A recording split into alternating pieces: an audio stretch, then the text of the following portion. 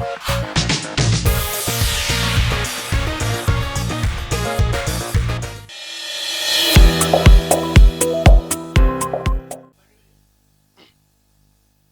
37 और number 30, number 37 and number 30 अपने आप में दोनों ही यूनिक नंबर होते हैं, क्योंकि दोनों के अंदर ओम की वाइब्रेशन होती है। 37 और नंबर 30 अपने आप में यूनिक नंबर्स हैं, क्योंकि दोनों के अंदर ही ओम की वाइब्रेशंस हैं।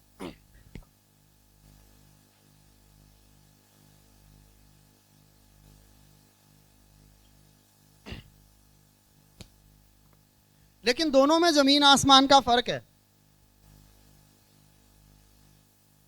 दोनों में जमीन आसमान का फर्क है, दोनों की वाइब्रेशन में फर्क है, लेकिन दोनों ओम है।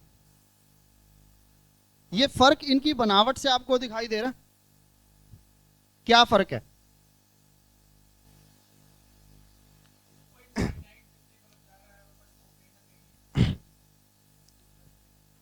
आपको पता है, आप लोगों में से किसी का 30 तारीख को जन्म हुआ है?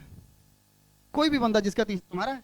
अच्छा, और किसी का है 30 तारीख को, जो 30 तारीख को पैदा हुआ हो? 30 तारीख वालों की एक खास बात होती है, उच्च का बृहस्पति है, और इनकी खास बात यह होती है, जमीन से जुड़े हुए हैं, इसमें तो कोई शक है ही नहीं, लेकिन अपने से ज्यादा ना दूसरों की परवाह करते हैं। क्यों करते हैं? अब जरा ध्यान से देखिएगा।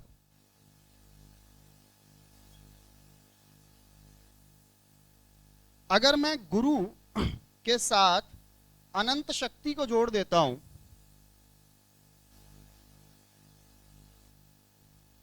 तो एक साधु आदमी का जन्म होता है। चाहे वो कपड़े पैंट शर्ट ही पहन रखे हों उसने, लेकिन इंटरनली वो इंसान साधु है। क्यों है? क्योंकि बृहस्पति एक साधु है और उसको इनफाइनाइट पावर मिल गई, यानी कि उसकी पावर जो है वो 10 टाइम्स बढ़ चुकी है, यानी कि 10 गुना बढ़ चुकी है। इनको जिंदगी में ग्रोथ करने में बड़ी दिक्कत आती है। क्यों क्यों आती है 30 वालों को ग्रोथ करने में दिक्कत? उसके पीछे बहुत बड़ा कारण है। एक साधु आदमी जिसे पैसे की भूख नहीं है और उसको आप 10 गुना पावर उसकी और बढ़ा दो, तो वो संतुष्ट हो जाता है। और मैंने अभी आपको बताया कि जो इंसान संतुष्ट है ना, उसे ग्रोथ करने में दिक्कत आती है। अब यहां पर 30 वालों की स्थिति क्या है मुझे नहीं पता, भाई साहब खुद ही बता देंगे। इनके घर में अगर कोई खाना मांगने के लिए आ गया, इनके घर में पहले ही नहीं है, एक रोटी पड़ी है इनके प्लेट के अंदर, और इनके यहां कोई मांगने वाला आ गया, तो ये अपने वाली उठा के उसको दे देंगे, भाई तू खा ले, मैं देख लूंगा अपने आप। क्यों जी, होता है ऐसा? तो अपने ऊपर फोकस ही नहीं करते, ये फोकस ही दूसरों पे करते हैं।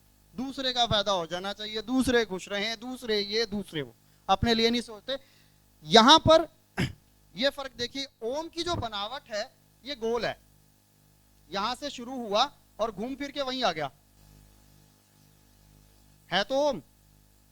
परमात्मा ने इनकी हिस्ट्री के अंदर इनके अच्छे कर्मास को लिख दिया है, लेकिन 37 वालों के साथ ऐसा नहीं।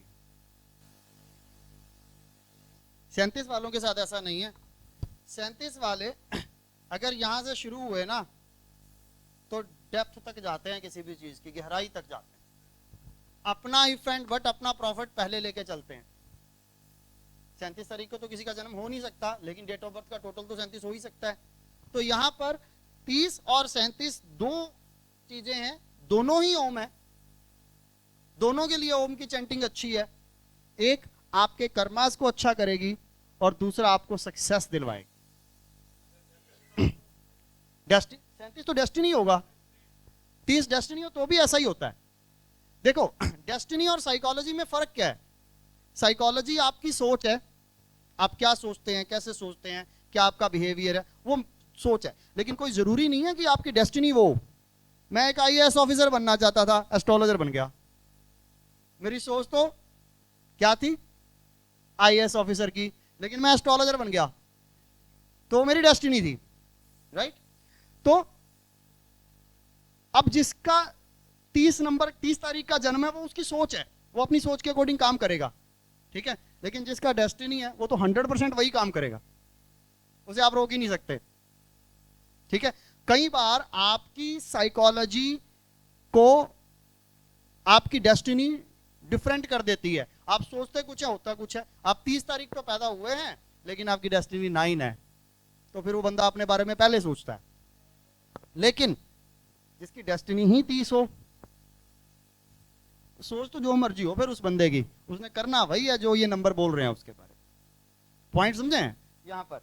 तो ये एक बड़ा अच्छा सा कंसेप्ट यहां पर है कि आप अगर किसी चीज को देखते हैं तो एस्ट्रोलॉजिकली उसको जरूर चेक करें, क्योंकि ये आपको आपके रिजल्ट्स लाने में बड़े अच्छे होगा। अब एक इसमें कंसेप्ट और आता है, जिनको एस्ट्रोलॉजी नहीं आती है उन लोगों के लिए बता रहा हूं। मैंने आपको उच्च और नीच का टेबल करवा दिया, यहां पर उच्च का ग्रह ये है, नीच का ग्रह ये है ना। लेकिन एक इसमें विषय आता है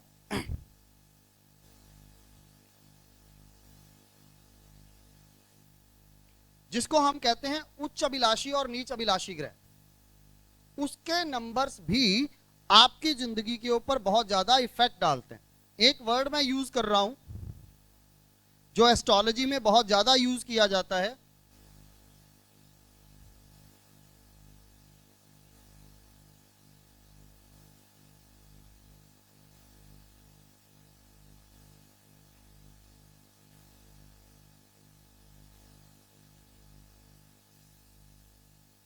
उच्च अभिलाषी और नीच अभिलाषी ग्रह। तो जैसे ही हमने उच्च के और नीच के नंबर्स निकाले थे, वैसे हम लोग उच्च अभिलाषी और नीच अभिलाषी के नंबर्स को भी निकालेंगे, और उनका जो इफेक्ट आता है वो भी हमारी जिंदगी में बहुत ज्यादा इफेक्ट डालता है। ये उच्च अभिलाषी और नीच अभिलाषी ग्रह होते कौन से हैं? इसके पीछे एक फॉर्मूला है।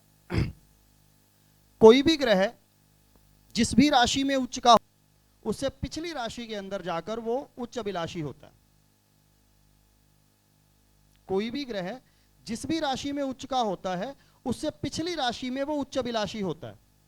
और कोई भी ग्रह जिस भी राशि में नीच का होता है, उससे पिछली राशि में वो नीच अभिलाषी ग्रह होता है। अब एग्जांपल ले रहा हूं यहां पर, 30 नंबर उच्च का बृहस्पति है, नहीं 29 नहीं, 30 नंबर किसका है? गुरु का। ये कौन सी राशि में आ रहा है? अब यही गुरु अगर मिथुन का हो, कौन से नंबर पे आएगा?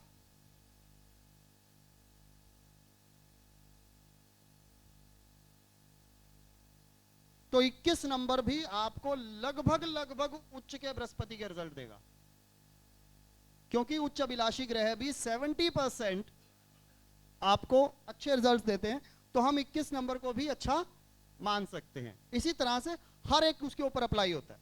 और एग्जांपल ले लेते हैं, एक ये तो उच्च अभिलाषी का ले लिया, एक नीच का लेते हैं। 36 ये मंगल है नीच का, जो कि कर्क राशि में प्लेस्ड है,